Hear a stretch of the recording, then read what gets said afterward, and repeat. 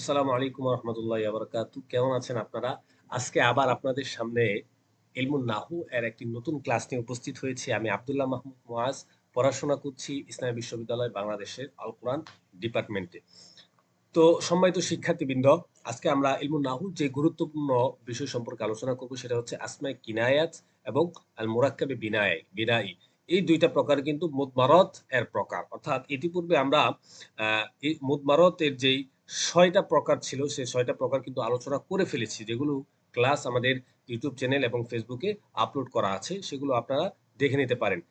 আজকে আমরা সপ্তম এবং অষ্টম প্রকার সম্পর্কে আলোচনা করব ইনশাআল্লাহ তাআলা। চলুন কথা না বাড়িয়ে আমরা সরাসরি আমাদের ক্লাসে চলে যাই। ইনশাআল্লাহ ক্লাস করার মাধ্যমে আপনারা খুব ভালো কিছু জানতে পারবেন। আমাদের সাথেই থাকুন শেষ পর্যন্ত।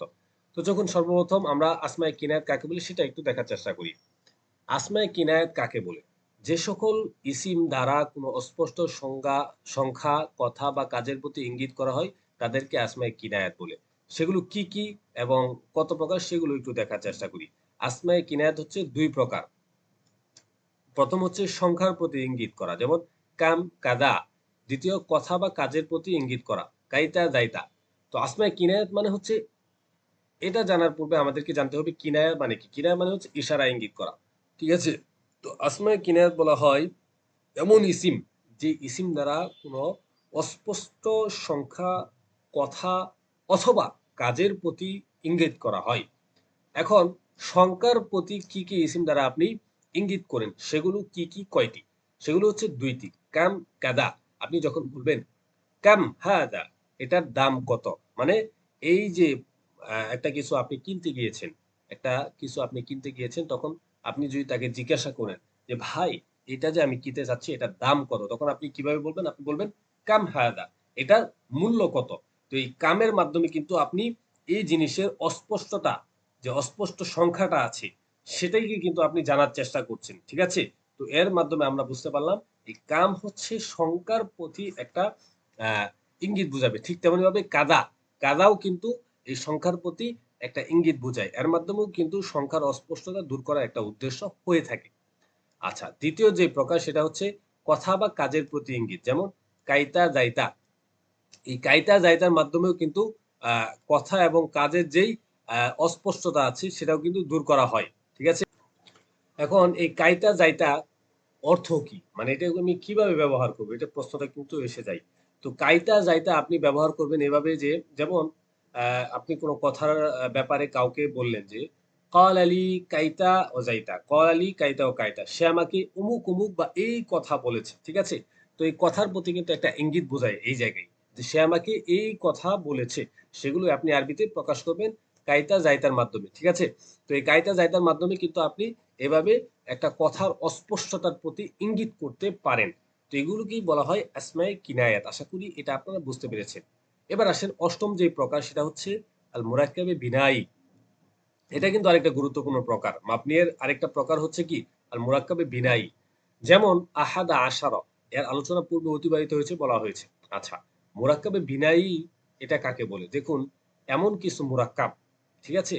যেই যে মুরাক্কাবটা হচ্ছে এমন যে ২ টা শব্দ আইসা একটা শব্দে রূপান্তরিত হয় এবং এটার মাঝখানে একটা উচ্চ ওয়াও থাকে। তো সেটাকেই বলা হয় মুরাক্কাবে বিনাই। উদাহরণ দেখুন, এখানে দেওয়া আছে আহাদা আশারা। এই আহাদা আশারা, এই আহাদা আশারা কিন্তু এখানে ২ টা শব্দ। ২ টা শব্দের মাঝখানে একটা ওয়াও ছিল। তো শব্দটা এরকম ছিল যে আহাদু ওয়া আশারা। ঠিক আছে? তো এই ওয়াওটাকে বিলুপ্ত করে ২ টা শব্দকে একত্রিত করা হয়েছে। তো এটাকেই বলা হয় মুরাক্কাবে বিনাই। আচ্ছা, এবার আসেন আমাদের ক্লাসের সবথেকে গুরুত্বপূর্ণ যে বিষয় সেটা হচ্ছে অনুশীলনী। এতদিন এতক্ষণ এতগুলো ক্লাসে আমরা যে বিষয়গুলো পড়লাম সেই বিষয়গুলোই এখন আমরা প্রয়োগ কিভাবে করতে হয় সেটাই জানার চেষ্টা করবো ইনশাআল্লাহ। তো খুবই সুন্দর হবে, খুবই আনন্দ পাবেন ইনশাআল্লাহ, এবং খুব মজার সাথে ইনশাআল্লাহ আপনারা শিখতে পারবেন। আমাদের সাথেই থাকুন। তো এখানে দেখুন আছে নিম্নোক্ত বাক্যগুলোতে জমিরের প্রকার নির্ণয় করো। এখন আপনারা যদি জমিরের ক্লাস না করে থাকেন তাহলে তো আপনারা পারবেন না। তো আপনাদের কি করতে হবে? আমাদের এই চ্যানেলে এবং আমাদের তালিম অনলাইন মাদ্রাসা ফেসবুক পেজে আমাদের ক্লাসগুলো ধারাবাহিকভাবে প্লেলিস্ট আকারে দেওয়া আছে। আপনারা সেখান থেকে গিয়ে জমির এবং অন্যান্য যত ক্লাসগুলো আছে সেগুলো করে নেবেন এবং একটা করে কমেন্ট করবেন যে ক্লাসটা আপনার কাছে কেমন লেগেছে। তাহলে আমরা আরো উৎসাহিত হই আপনাদের জন্য নতুন নতুন ক্লাস আনতে। তো এখানে বলা হচ্ছে জমিরের প্রকার নির্ণয় করো। যেমন এখানে আছে আতাআন আল্লাহ ওয়া রাসূলা। তো আতাআন আল্লাহ ওয়া রাসূলা এই জায়গায় জমির কোনটা? এই জায়গায় জমির হচ্ছে এই যে না, এটা হচ্ছে কি জমির। এই নাটা কি জমির। তো এই নাটা কোন প্রকারের জমির রয়েছে? জমিরের যে প্রকারগুলো আমরা পড়েছি সেটা কোন প্রকারে পড়ে? আসুন একটু আমরা বিশ্লেষণ করার চেষ্টা করি। সর্বপ্রথম এটার অর্থটার দিকে যদি আমরা লক্ষ্য করি তাহলে অর্থটা এরকম হচ্ছে আতাআন আল্লাহ ওয়া রাসূলা। আমরা আল্লাহ এবং তার রাসূলের আনুগত্য করি। ঠিক আছে? আমরা আল্লাহ এবং তার রাসূলের আনুগত্য করি। তো করেছি।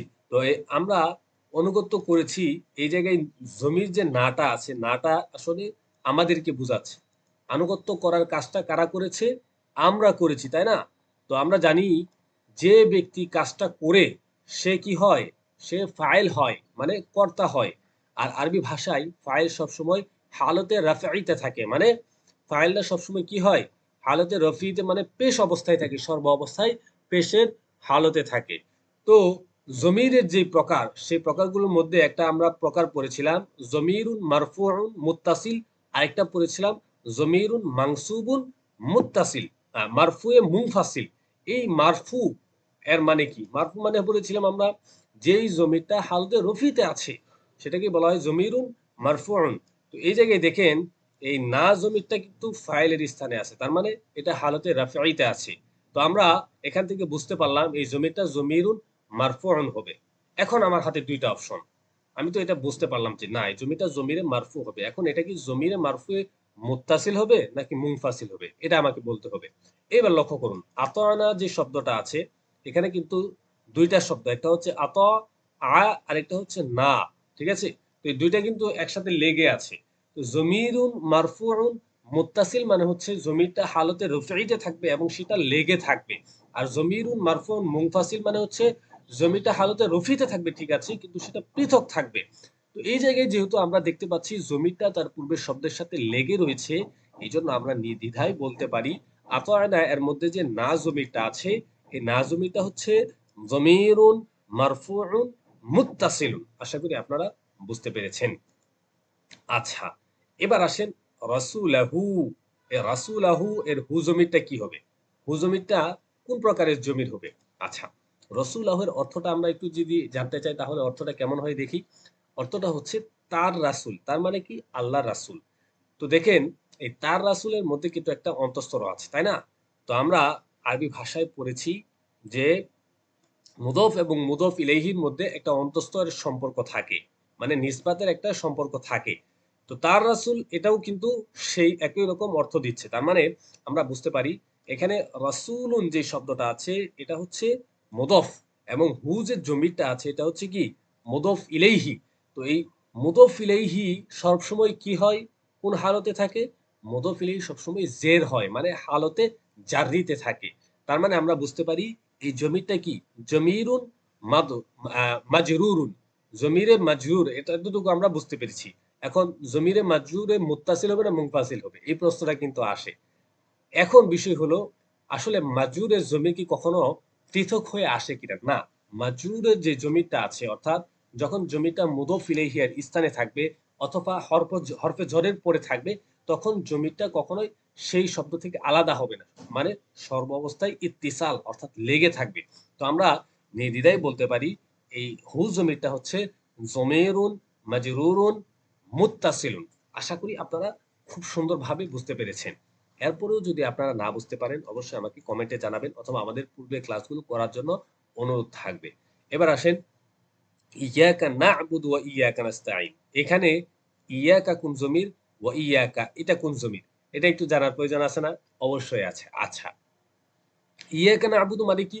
ইয়াকা না'বুদু মানে হলো আমরা আপনারই ইবাদত করি। ওয়া ইয়াকা নাস্তাঈন, আমরা আপনার কাছেই সাহায্য প্রার্থনা করি। মানে এখানে একটা তাকিদের সাথে আপনি বুঝাচ্ছেন, ইয়া আল্লাহ আমরা আপনারই ইবাদত করি। আপনার শুধু আপনার ইবাদত করি আর কারো ইবাদত করি না। এটাই কিন্তু বুঝাচ্ছে। আপনি যদি এই জায়গায় যদি এরকম জমির আনা হইতো যে আল্লাহ আমরা আপনার ইবাদত করি এবং আপনার সাহায্য প্রার্থনা করি। তখন এই কথার মধ্যে কিন্তু একটা শুভঙ্করের ফাঁকি ছিল। যেমন আপনি যখন কাউকে বলবেন যে আমি আপনাকে ভালোবাসি, তার মানে কি আপনাকে ভালোবাসি ঠিক আছে, তবে আপনার মতো আরো অনেকে আছে আমার ভালোবাসার পাত্র। ঠিক আছে? আপনাকে ভালোবাসি এবং আরো অনেক আছে এমন তাদেরকেও আমি ভালোবাসি। কিন্তু আপনি যখন বলেন আমি আপনাকেই ভালোবাসি, এই কথার দ্বারা বোঝাচ্ছে যে ভালোবাসাটা শুধু আপনার সাথে খাস, অর্থাৎ এই ভালোবাসাটা আপনার বাহিরে আর কারোর সাথে সংশ্লিষ্ট নয়। ঠিক তেমনি ভাবে আল্লাহ তাআলা এখানে আমাদেরকে এটা শেখাচ্ছে যে তোমরা বলো যে ইয়া আল্লাহ, আমরা আপনারই ইবাদত করি, মানে আপনি বাদে আর কারো ইবাদত আমরা করি না। ঠিক তেমনি ভাবে আমরা আপনারও সাহায্য প্রার্থনা করি, আপনি বাদে আর কারো কাছে আমরা সাহায্য প্রার্থনা করি না। এবার আসেন ইয়াকা নাবুদু, এটা কোন প্রকারের জমির? এখন দেখুন, সর্বপ্রথম ইয়াকা, এখানে এটার অর্থটা কি? এটার অর্থ মানে আপনারই, ঠিক আছে? তো না'বুদু, এই জায়গায় ফেল এবং ফাইল দুইটাই কিন্তু উপস্থিত হয়ে গিয়েছে। না'বুদু মানে কি? আমরা ইবাদত করি। মানে আমরা, আমরা কারা? ফাইল, ইবাদত করি। কাজটা কি? ইবাদত করা। সুতরাং না'বুদের মধ্যে ফেল ফাইল এসে গিয়েছে। তো ফেল ফাইল যখন এসে গিয়েছে তখন ইয়াকাটা অবশ্যই মাফউল হবে। তাহলে মাফউল সর্বাবস্থায় কি থাকে? আরবি ভাষায় মাফউল সর্বাবস্থায় হালাতে নাসবিতে থাকে। তো মাফউল যেহেতু হালতে নাসবি থাকে তাহলে আমাকে বলতে হবে এটা হচ্ছে কি? জমিরুন মাংসুবুন। হালতে নাসবি তো মাংসুব, তাই না? তো আমি এটা এখান থেকে বুঝতে পারি যেহেতু এটা মাফুল হয়েছে, জমিটা মাফুলের অবস্থানে আছে, সুতরাং আমাকে এটা বলতে হবে এটা হচ্ছে জমিরুন মাংসুবুন। এবার আসেন, এই জমিরটা মুত্তাসিল হবে না মুনফাসিল হবে? আমরা তো বুঝতে পারলাম যে এটা জমিরে মাংসুব হবে। এখন প্রশ্ন আসে এটা কি মুত্তাসিল হবে নাকি মুনফাসিল হবে? এখন দেখুন, এই ইয়াকাটা ইয়াকা এই শব্দটা কি নাবুদের সাথে মিলিত আছে না পৃথক আছে? অবশ্যই আমরা এখানে দেখতে পাচ্ছি এটা পৃথক আছে। যেহেতু পৃথক আছে, মিলিত না, ইত্তিসাল না, তাহলে আমরা কি বলবো? আমরা বলবো এই যে জমিরটা হচ্ছে জমিরুন মাংসুবুন, যেহেতু মাফুল হয়েছে এই জন্য মাংসুব, আর যেহেতু এটা পৃথক রয়েছে এই জন্য কি হবে? মুনফাসিল। আশা করি কিন্তু আপনারা খুব সুন্দরভাবে বুঝতে পেরেছেন। খুব সহজ, কিন্তু কঠিন কিছু না। আমরা অনেক সময় কি করি, জমিরের যেই প্রকারগুলো আছে সেগুলোর অধীনে যে জমিরগুলো আছে সেগুলো আমরা একবারে মুখস্থ করে ফেলি। পরবর্তীতে গিয়ে আমরা সেগুলো আর প্রয়োগ করতে পারি না। কেন? কারণ আমরা শুধু মুখস্থ করেছি। কিভাবে প্রয়োগ করতে হয় সেটা আমরা শিখি নাই। কিন্তু আজকের ক্লাসের মাধ্যমে ইনশাআল্লাহ আমি আপনাদেরকে এই জিনিসটাও শিখিয়ে দিলাম। কিভাবে আপনি আসলে মুখস্থ ব্যতীত প্রয়োগ করে কিভাবে আপনি সহজে ধরে রাখতে হবে পারবেন। এই পদ্ধতিটা যদি আপনি মনে রাখতে পারেন তাহলে ইনশাআল্লাহ কিয়ামতের আগ পর্যন্ত আপনি এই জমির কখনো ভুলবেন না। বরং সর্বাবস্থায় জমিনের সঠিক নির্ণয়টা আপনার দ্বারা পসিবল হবে ইনশাআল্লাহ তাআলা। ঠিক তেমনি ভাবে ওয়া ইয়াকা, এটাও একই সূরত, জমিরুন মানসুবুন মুনফাসিল। আচ্ছা, এবার আসেন লানা আমালুনা ওয়া লাকুম আমালুকুম। এই জায়গায় কোন কোন শব্দটা জমির এবং কোন কোন শব্দটা কোন অবস্থায় আছে, এই জিনিসটা আমি আপনাদের উপর বাড়ির কাজ, হোমওয়ার্ক হিসাবে দিলাম। আপনারা এই জিনিসটা নিজেরা করবেন, করে আমাকে অবশ্যই অবশ্যই কমেন্টের মাধ্যমে জানাবেন। ইনশাআল্লাহ আমি পরবর্তীতে বলে দিব এটা কি আপনার সঠিক হয়েছে নাকি ভুল হয়েছে। এখানে আপনার কাজ হলো আপনি জমির নির্ণয় করবেন এবং জমিরের কোন প্রকার সেটা আপনাকে নির্ণয় করতে হবে। এবার আসেন আসমা ইরশাদ, আসমা মাউসুলাত এর কোনটি মুজাক্কার এবং কোনটি মুয়ান্নাস এবং কোনটি ওয়াহিদ এবং তাসনিয়া এবং জমা বলো এখানে বলা হয়েছে। আচ্ছা, আমরা কিন্তু ইতিপূর্বে আসমায়ে ইশারাত পড়েছি, আসমায়ে মাউসুলাত পড়েছি। ঠিক আছে? এগুলো কিন্তু আমরা ইতিপূর্বে আলোচনা করেছি। তো এগুলো যদি আপনারা না দেখে থাকেন তাহলে অবশ্যই দেখে নিবেন। না হলে আপনারা এগুলো বুঝতে পারবেন না। তো এবার আসেন একটু নির্ণয় করার চেষ্টা করি। আচ্ছা, যানে, উলাই, তা, যাইনে, তিহ, দিহ, তিহি, তাইনে। আচ্ছা, এই জায়গায় যে বিষয়গুলো আছে সেগুলো হচ্ছে মুখস্থর বিষয়। এ জায়গায় কিন্তু আপনার বুঝার কিছু নাই। ঠিক আছে? এই জায়গায় আসমায়ে ইশারাতের মধ্যে কিছু শব্দ আছে যেগুলো হচ্ছে ওয়াহিদের জন্য ব্যবহৃত হয়। মুজাক্কারের জন্য কিছু ব্যবহৃত হয়, কিছু আছে মুয়ান্নাসের জন্য ব্যবহৃত হয়, কিছু আসমায়ে ইশারাত, আসমায়ে মাউসুলাত আছে ওয়াহিদের জন্য, কিছু আছে তাসনিয়ার জন্য, কিছু আছে জমার জন্য। তো এগুলো হচ্ছে আপনি এখান থেকে মুখস্থ করে নিবেন। দ্বিতীয়ত একটু অনুশীলন করবেন তাহলে ইনশাআল্লাহ মনে থাকবে। যেমন যানে, এটা হচ্ছে কি তাসনিয়ার জন্য ব্যবহৃত হয়। উলাই, এটা মুজাক্কার মুয়ান্নাস উভয়ের জন্য এবং এটা জমা হিসাবে ব্যবহৃত হয়। ঠিক আছে? তো ঠিক তেমনি ভাবে এই যে দিহ, দাহ, তিহি, এগুলো কিন্তু মুজাক্কারের জন্য কিছু স্পেসিফিক আলাদা আছে, মুয়ান্নাসের জন্য আলাদা আছে। যেমন পবিত্র কোরআন কারীম অনেক জায়গায় আছে আল্লাতি। এই আল্লাতি কি? ওয়াহেদ এবং কি তাসনিয়া মুয়ান্নাসের জন্য ব্যবহৃত হয়। ঠিক তেমনি ভাবে আল্লাযী, এখানে আছে কি আল্লাযাইনি, আল্লাযাইনি, আল্লাযাইনি তাসনিয়া এবং কি মুজাক্কার, তাসনিয়া মুজাক্কারের জন্য ব্যবহৃত হয়। ঠিক তেমনি ভাবে যদি আমরা পড়ি আল্লাতাইনে, আল্লাতাইনে কি হবে? আল্লাতাইনে হবে তাসনিয়া মুয়ান্নাসের জন্য। তো এগুলো হচ্ছে কি আপনাকে মুখস্থ করতে হবে। তো এগুলো আপনি পরবর্তী ক্লাস দেখে ইনশাআল্লাহ মুখস্থ করে নিবেন। আর বিশেষ করে আজকের ক্লাসটা আপনার কাছে কেমন লাগলো? বিশেষ করে এই অনুশীলনটা কেমন লাগলো? এটা অবশ্যই কমেন্টে জানাবেন। আর ক্লাসটা থেকে যদি আপনি সামান্যতম উপকৃত হতে পারে হয়ে থাকেন তাহলে আপনার কাছে একটা অনুরোধ করব।